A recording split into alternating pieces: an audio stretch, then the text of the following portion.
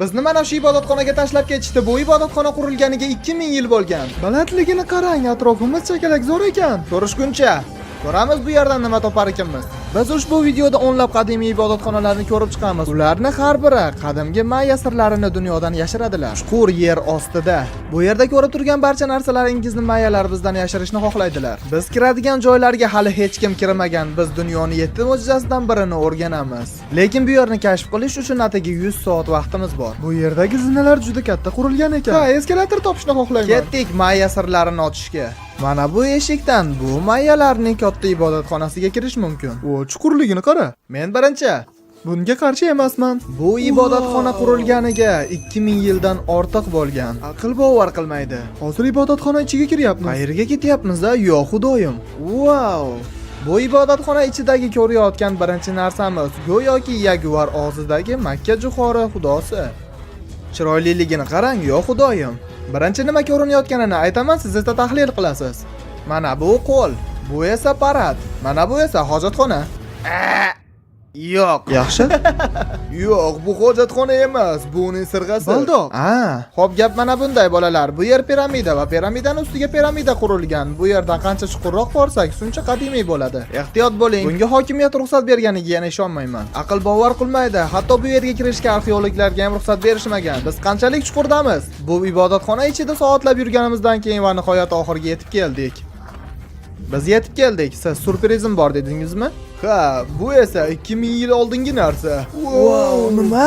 Nima? Bu dafn marosimi niqobi. Bu ilonlar podshohligining podshohlaridan birining yuzi. Mayalar bunday niqoblardan foydalanishganini hayotdan yashirishgan. Kimdir bu yer ostidagi xavfli yo'lga yo'lni topib olmasligi uchun. Ushlasam bo'ladimi? Ha. Wow, uni 1000 yil oldin yasashgan. Ha. Demak, unda meni bobolarim ham hali tug'ilmagan bo'lishgan. Nega u muzeyda emas, YouTuberning qo'lida turibdi? Oling buni. Hech kimga aytma. Yaxshi. Meni obunachilarimdan tashqari. Bu ibodatxona tugadi, lekin biz bu yerdagi katta joydan boshqa ibodatxonalarni ham tekshiramiz. Biz bu video davomida 7 mo'jizadan biri bo'lgan narsaga ham guvoh bo'lamiz. Xazina ham bormi? Bu orolda maymunlar ko'p, ilonlar ham va yirtqich yaguar ham bor. Biz ilon orolidan tirik chiqdik. Bu xavfli emas. Bu maymunmi? Janob, janob, janob.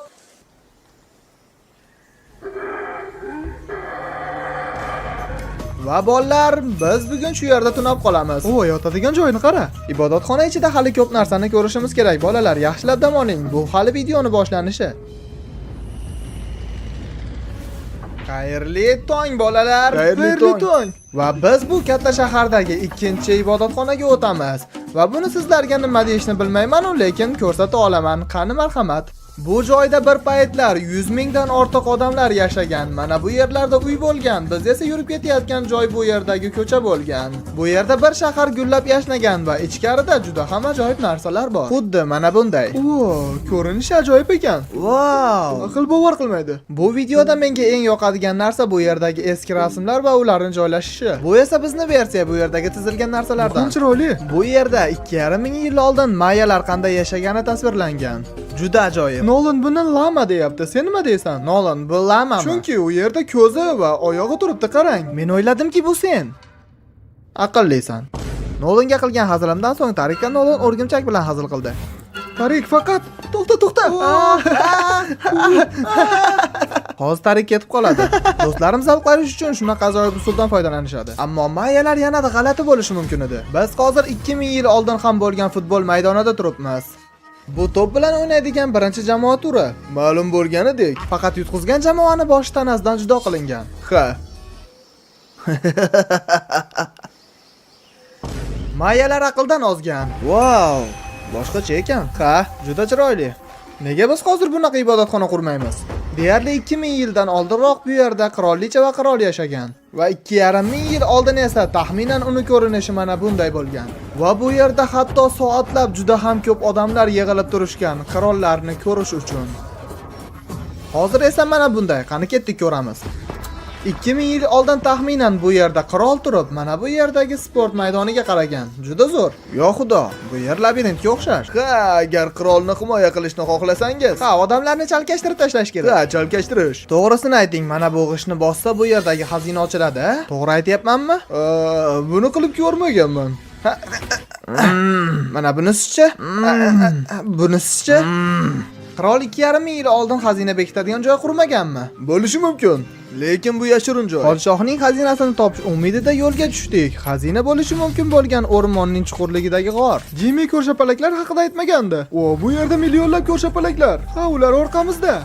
Mayalar bu yerni yer maxluqining og'zi deb o'ylashgan. Mana shu yerda orqamizga qarang. Millionlab ko'rshapalaklar. Bunaqasi birinchi marta. Ko'rshapalaklardan tsunami. Agar bu yerda xazina bo'lsa, u tonna ostida. Axlatni. Menimcha men xazinamni topib oldim. Bu yerdan mumkinmi? Ko'rshapalaklar urilishyapti. Ular menga. Men uchun bular xazina. Ular meni qo'llarimga tegishyapti. Qochish kerak. Tezroq ketdik. Aniq bu yerda xazinalar yo'q. Lekin yana bir ibodatxonada xazina bo'lishi mumkin, lekin qorong'i tushib qolgani sababli qo'limizga olovlar ushlab sarguzashtga yo'l olamiz. Agar bu olovlarimiz ibodatxonaga borgungacha o'chib qolsa, juda xafa bo'lardim. Ibodatxona, ibodatxona, ibodatxona. Bilasizmi, olovlarimiz ancha pasayib qoldi. Ko'ramiz nima go'zallik bor ekan. Men izlagandek sarguzasht. Oxir oqibat esa bu yer boshi berk ko'cha. Bolalar orqaga qaytamiz, boshqa yo'l yo'q ekan. Yo'q, xudo edi bu. Bu maymunmi? Maymunmi yoki yaguarmi? Nega video birdan qo'rqinchli bo'lib qoldi? Yaxshi, dam oling bolalar. Ertalab sizlarga katta surprizim bor. Taxmin qilingchi, bu qishloqdagi barcha ibodatxonalar hammasi shu videoda joylashganmi? Ha, shunaqa shekilli. Bizga vertolyot yuboring. Axir keyingi tadqiqot uchun bizga yordam kerak bo'ladi. Zinadan xuddi itdek chiqyapman. Deyarli keldi. Bizni transportimiz.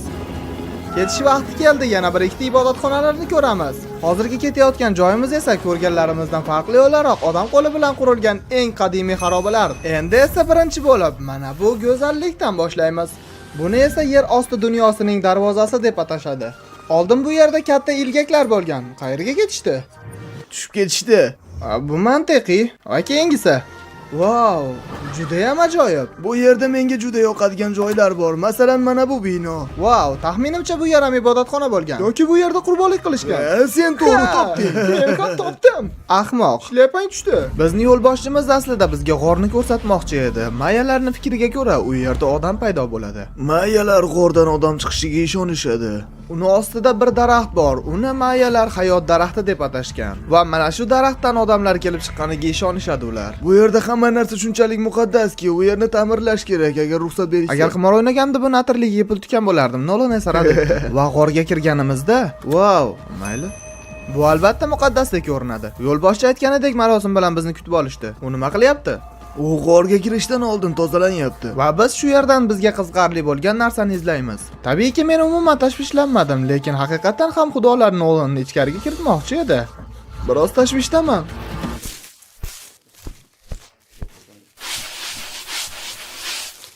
Menimcha hammasi joyida. U nima qilyapti? Bizda hammasi joyidami? Qani ketdik, bizda hammasi joyida. Xudoyim. Va shunday qilib biz hayot daraxtini topish maqsadida yo'lga chiqdik. Biz qancha pastga tushganimiz sari shuncha isiy boshladi. Nafas olishim qiyinlashdi, isib ketyapman.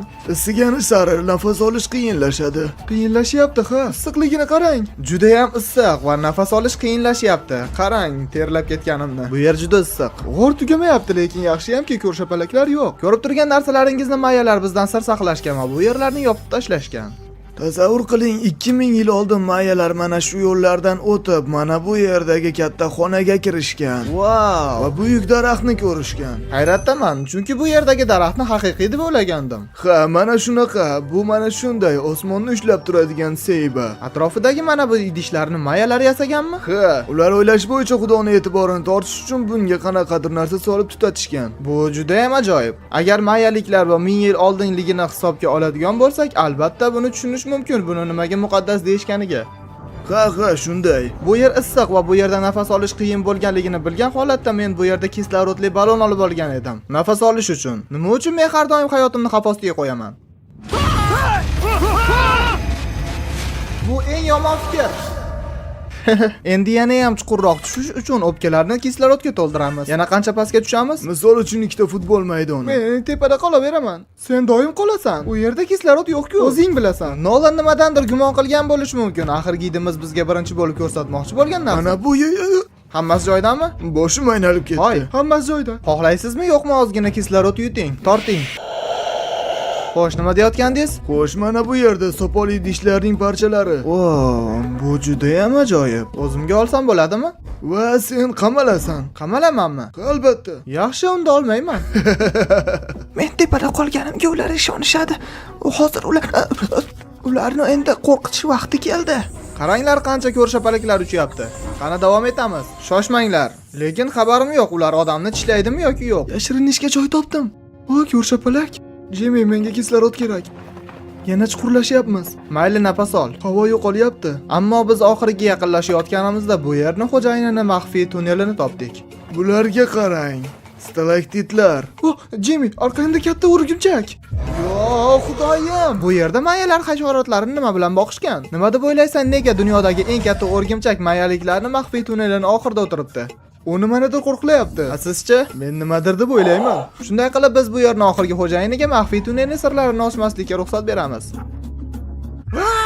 Yo, xudoyim. Juda qo'rqinchli bo'ldi. Sal qolsa balonni senga otardim.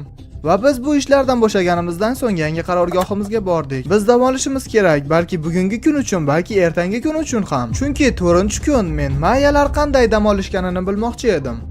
Va biz bu kunni top bilan o'ynaydigan birinchi jamoaviy o'yindan boshlaymiz. Bundan 3000 yil oldin mayaliklar pits o'yinini ixtiro qilishgan. Bu o'yinda siz mana bunday kichik halqadan top o'tkazib gol urasiz, basketboldek. Lekin xuddi futbol kabi qo'lni ishlata olmaysiz. Biz ikkinchi kuni nima deganimizni eslang. Yutqizgan jamoa bosh tanasidan judo qilingan. Bosh tanasidan?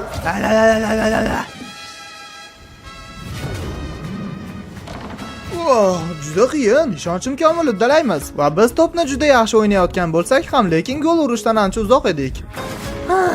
Hatto operatorni ham yordamga chaqirdim. Va lekin omadsizlik ketidan omadsizlik bo'laverdi. Xuddi shunday omadsizlikdan biri. Hoy, to'xta, hoy. Gol ura olmasligimiz mumkin. Ammo qadimda xuddi shunday bo'lsa, ular boshidan ayrilishgan.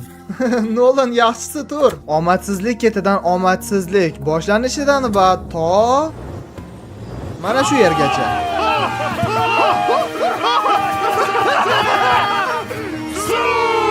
Bunday shafqatsiz sportning butun kunidan keyin omon qolgan futbolchilar ehtimol suzish uchun yer ostiga ketishdi, tabiiy hovuzlarga. Boshi tanasidan judo bo'lmagan bo'lsa ham Nolan pitsda yutqizdi. Tovuqmi? Unchalik emas. Rostdanmi?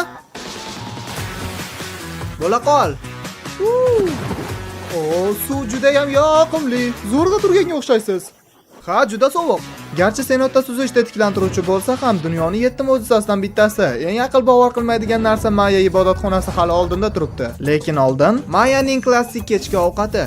Xo'sh, barcha ko'rib turgan narsalaringizni 1000 yil oldin mayalar ham yeyishgan. Bu video boshrog'ida eshitganingizdek, ular Makka jo'xori xudosiga ibodat qilishgan. Agar bilmasangiz, Makka jo'xorini asosan tartiliyaliklar yeyishadi. Montajyorga topshiriq, mayaliklar takoni ixtiro qilishganmi? Bizlardagi oxirgi kecha mayaliklar takosini tatib ko'ramiz. Va tunni tugatmasdan turib, mayaliklar deserti. Festivalsning yangi o'zgacha ta'mi. Shoshma, bu mayaliklar desertimi? Savol berish shart emas. Bu desert, maushla. Shunchaki marketing qiroli. Qarang, bunda qancha pista pastasi bor. Siz bu ta'mni tatib ko'rmaganingiz achinarli emasmi? Qarang, buni qanchalik mazasi bor. Yangi ta'm u yer yong'oq moyi bilan juda ham mazali bo'lgan. Endi qaranglar, Mr. Beast nimanidir reklama qilsa yoki Festivals reklama qilsa, men uni nimaga tarjima qilmaysiz deb ko'pchilik mendan kommentariyada so'raydi. Endi sababini sizlarga tushuntiraman. Festivalni O'zbekistonda topish juda ham qiyin va lekin topgan taqdiringizda ham uni narxi aniq sizga to'g'ri kelmasligi mumkin, chunki uni narxi juda ham qimmat. Yosh bolalar ota-onasiga shu sababdan olib bering deb xarxasha qilmasliklari uchun men Festivalni reklamasini tarjima qilmayman. Tushungan bo'lsalaring, katta rahmat. Endi o'zimni Telegram kanalimni reklama qilib olaman. Ekraningizda chiqqan QR kodlarni skaner qilgan holati yoki pastdagi silkani yozgan holati albatta bizning Telegram kanalimizga obuna bo'ling, chunki YouTube kanaliga qo'yilgan videolar birinchi bo'lib Telegram kanaliga, keyin esa YouTube kanaliga qo'yiladi. Va endi bizning sarguzashtlarimizning oxirgi soatlarida biz kutgan vaqt ham yetib keldi. Dunyoning 7 mo'jizasidan biri Kukulkan ibodatxonasi. Og'aynilar, bu juda ham chiroyli. Shu yerdaligimga ishona olmayman. Kukulkan dunyoning 7 mo'jizasidan biri bo'lishiga sabab uning kattagina hajmi va uni ovozi bilan ham bog'liq. Mayalar bu ibodatxonani shunday qurishganki, agar siz uni oldida turib qarsak chalsangiz, qarsagingiz ovozi juda ham noodatiy chiqadi. Xo'p, mayli. Mana biz nima uchun bu yerga keldik? Bu ibodatxonaning tepasida juda ham muqaddas manba bor. Mahalliy aholi uchun u yerga chiqishga hech kimga ruxsat berilmagan. Va endi bir savol, uni tepasida mayalar nimani yashirishadi? Madaniyat va ishonadigan odamlar hurmati tufayli bu joy muqaddas va biz bu yerga tegmaymiz. Lekin biz bu dronni uning ichida nima borligini ko'rish uchun yuboramiz. Sen qarshi emasmisan? Ha, bu juda zo'r. Xudo. Yo xudoyim, ko'rinishini qarang. Sabrim yetmayapti. Ko'ramiz ichida nima bor ekan. Shoshmang. Artur, uni ichi bo'mbo'sh. Lekin 500 yil oldin bu yerga ispaniyaliklar kelishgan va juda ham ko'p narsani olib ketishgan. Lekin uni narsalarini o'g'irlashlaridan oldin aldamayapman. Dunyoning 7 mo'jizasidan birining ko'rinishi mana bunday bo'lgan. Aldamayapman, uni ko'rinishi haqiqatan ham go'zal. Biz bu yerdan birorta ham oltin topolmagan bo'lsak ham, lekin bu yerda ko'rganlarimizni sizlar bilan bo'lishimiz keldi. Sizlarni yaxshi ko'raman, bu juda ham zo'r bo'ldi. Keyingi videoda ko'rishguncha. Ekraningiz o'rtasida qalqib chiqqan YouTube kanalimizga ham o'tib obuna bo'lib qo'ying. Shuko Live kanali. U yerda tez orada yaqinda jonli efirlar olib boramiz. Videoga like bosib, kanalga obuna bo'lish esdan chiqmasin.